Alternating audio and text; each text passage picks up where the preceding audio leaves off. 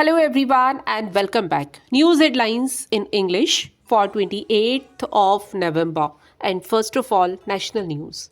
PM Modi urged youth to join quiz for Viksit Bharat Young Leaders Dialogue. BJP MPs and legislators from Telangana met PM Modi.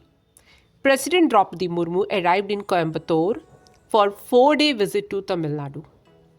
Home Ministry established permanent NSB hub in Jammu to counter terror attack. Government confirmed no plans to discontinue unreserved compartments in trains.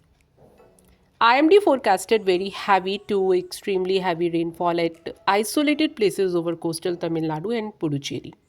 International news. More than 300 Afghan reporters suffer rights breaches under Taliban, UN.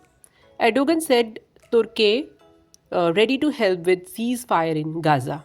Australia's House of Representatives passed bill that would ban young children from social media.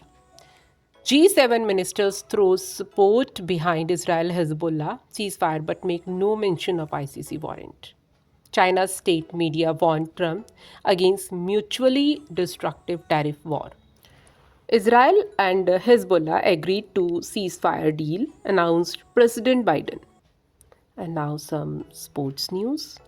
World Chess Championship, UK's strike back, level score with Ding Liren. NADA suspended Bajrang Punia for 4 years for violation of anti-doping code. ICC ranking, Jasprit Bumrah returned to number 1 after Perth test show. Virat Kohli returned to top 15. Business-related news.